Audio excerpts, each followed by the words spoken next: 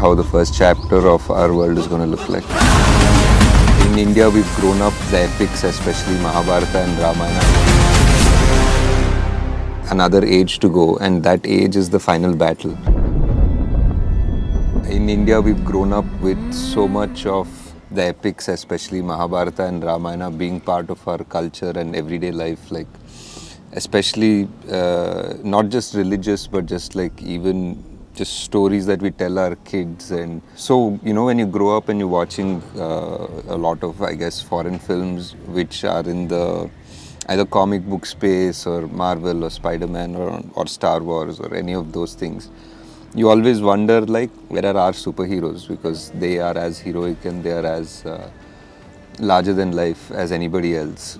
I think I heard that slowly people across India were more interested, or they were starting to think about making movies like this. I heard some talk about somebody talking about Immortals and some studio trying to think about it, and I was like, okay, now it's time for us to. And the world of Kalki is something that we are saying is almost like a sequel to the last epic that we have of these characters of the previous yuga. So the previous yuga in India, in Indian culture, we have 4 yugas, right? So each yuga has a sort of a dramatic battle and a great good versus evil sort of a setup, and each time an avatar comes to restore the balance. And the last great epic that we have is the Mahabharata, where it was like a huge war with you know, the most powerful and the most epic kings, and they fight in this dramatic battle, and they are,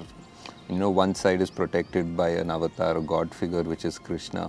Final epic was the last story that we know, and all of our greatest characters from there have an ending, or some of them have an open ending, or we know that this is where this story ended, but we still have another age to go, and that age is the final battle.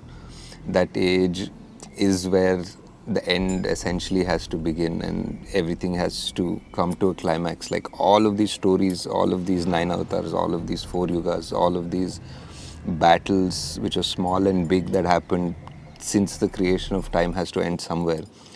So we tried to see if we could attempt to write that, and that's how we started. And that's where the last story of our mythology sort of ends. And now we are meant to be in the last age, which is called the Kali Yuga, and we don't really have a story of this era or of this yuga because it's still happening, obviously. And I just thought it is a very interesting idea if we start writing a sequel to the Mahabharata, what would happen, because it ended there and Kali continues from Dwapar Yuga, and he has to come into the Kali Yuga. So now if he comes in, now our heroes have to come in as well. And how is this epic going to be? How are we going to write this? And I wanted to write it in a way that it's today and it's for the whole world to be part of it now, because it's not just because it was never, I think, ever just one country. It's always the world. So I thought we'll write it in that sensibility, and hence 5 years later we are here and we are close to being able to share with you how the first part, how the first chapter of our world is going to look like.